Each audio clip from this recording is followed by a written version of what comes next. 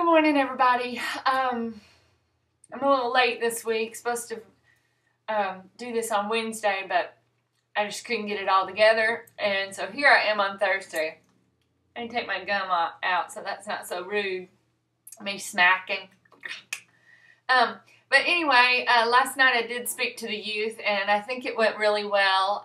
It's really hard to tell how they're taking anything that you're saying because the face of I love you and the face of get real chick, you're stupid, I hate this, is pretty much the same.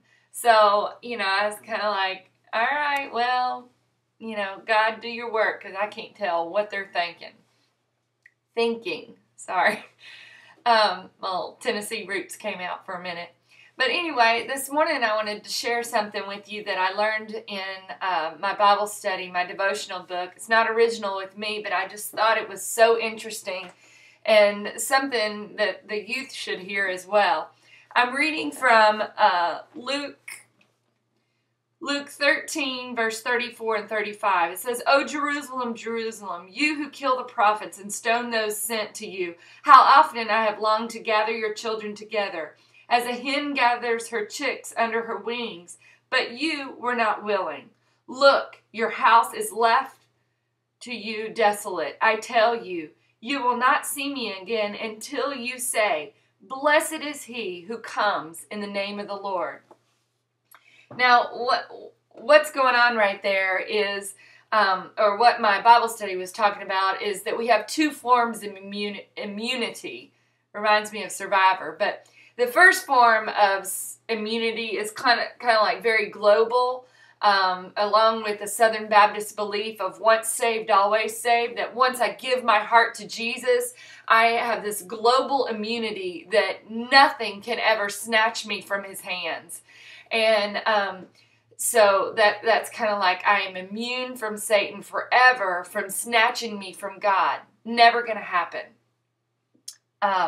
And then the other more specific immunity is what this verse right here is talking about. I have longed to gather you as a hen gathers her chicks, and it's talking about protection.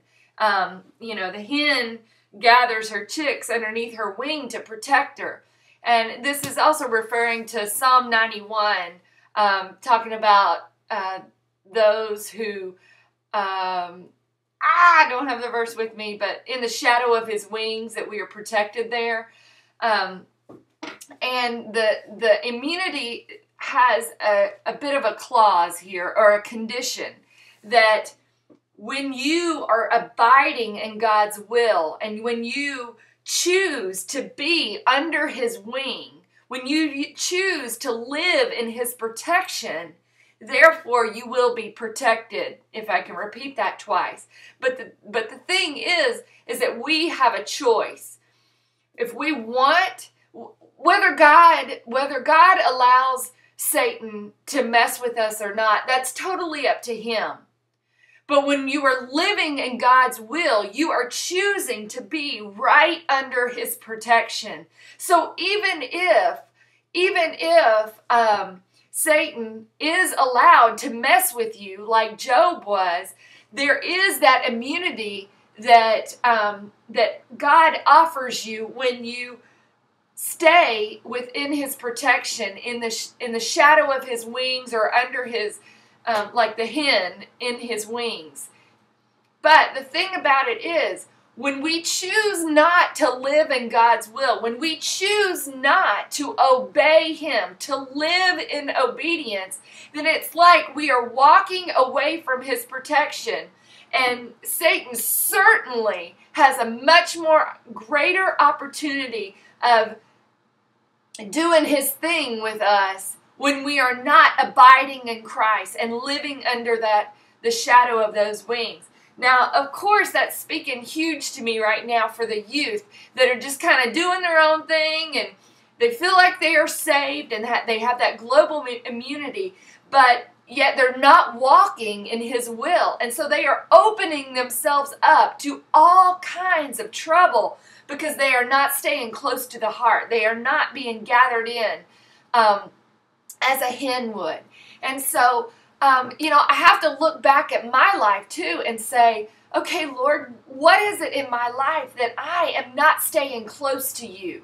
How am I getting away from the protection and opening myself up to all kinds of things? Ladies, that might be having an inappropriate conversation with someone online, whether it's Facebook, whether it's, whatever. I don't know what it is, but it's a possibility. Maybe it's going to lunch with a man that's not your husband, and it seems completely innocent. But that is how we get away. We remove ourselves from protection of the wing, the mama hen, the papa hen, but we get away from Abba Father, and we set ourselves up for major destruction because we are not walking in His will. Wow, y'all, this has been pretty good. Pretty good. The question for the day on Facebook is, does God hear the prayers of unbelievers? Other than salvation, does God hear the prayer of unbelievers? Okay, let me jump back. This whole passage I've been talking about in Luke 13, verse 34 and 35, my devotion said it also is a picture of what's going on in Revelation 13 when God allows these two people, entities, I don't know what you call them. I'm not real good in Revelation, but He allows them to actually die. But it wasn't. They didn't lose their immunity. God breathed back into them and raised them back up. Satan can never have you totally. Don't forget it. Have a great day. See y'all later. Bye.